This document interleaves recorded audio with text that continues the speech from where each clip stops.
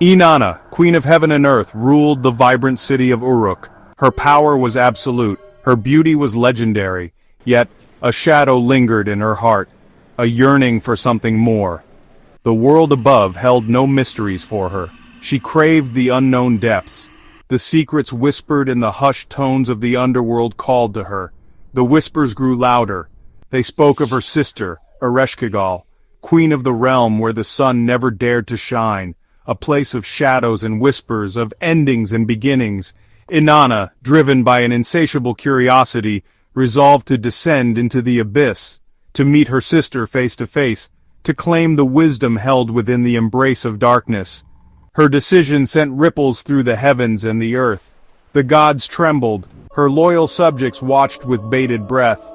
But Inanna would not be deterred. She yearned for more than just power. She sought knowledge and experience that transcended the boundaries of life and death.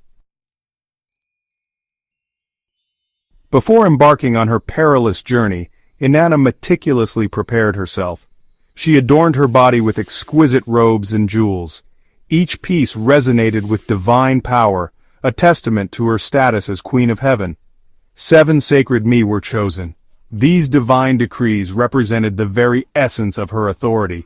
They would be her tools, her armor, in the face of the unknown. With a heart full of trepidation and anticipation, Inanna descended towards the gaping maw of the underworld. The air grew heavy, thick with the weight of countless souls. The vibrant colors of the world above faded, replaced by an oppressive darkness. The 7 gates of the underworld loomed before her, each one a formidable obstacle on her path. At each gate a guardian stood watch. Their eyes, cold and unforgiving, pierced through her. They demanded a tribute, a sacrifice. Inanna did not hesitate. With each gate she passed, she shed a piece of her earthly power. Her crown, her scepter, her jewels, all were relinquished. Each item was a piece of her identity, a reminder of the world she was leaving behind. Stripped bare of her divine regalia, Inanna stood before the 7th gate. Her body trembled not from cold but from the raw, primal fear that now gripped her heart. The gate swung open, revealing a glimpse of a desolate landscape. The air hung heavy with the stench of decay and despair. This was the realm of Ereshkigal. She stepped into the abyss, her senses assaulted by the oppressive atmosphere. Gone were the familiar sounds of life. Only an eerie silence, broken only by the whisper of the wind, greeted her. It was a silence that spoke volumes, a silence that spoke of finality. Her journey through the 7 gates had stripped her bare. She was no longer the radiant Queen of Heaven. She was merely Inanna, a mortal woman facing the ultimate unknown. Fear threatened to consume her, but she clung to a shred of hope. She had come to seek understanding, to face her own mortality, and she would see it through, no matter the cost. Section 4. The Weight of Silence. Ereshkigal sat upon her throne. Her eyes, wells of ancient sorrow, saw through Inanna's mortal disguise. The air crackled with unspoken tension. Inanna stood before her sister, her heart pounding against her ribs. She had anticipated anger, perhaps even a challenge. Instead, she was met with a chilling silence.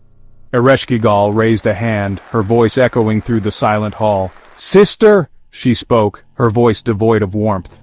Inanna was judged, found wanting. Her journey, her sacrifices, meant nothing in this realm. With a word, Ereshkigal extinguished the divine spark that animated Inanna.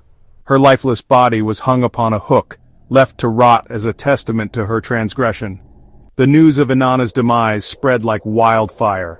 The world mourned, plants withered, animals refused to mate. Life itself seemed to grind to a halt. The absence of her life-giving energy threatened to unravel the delicate balance of the cosmos.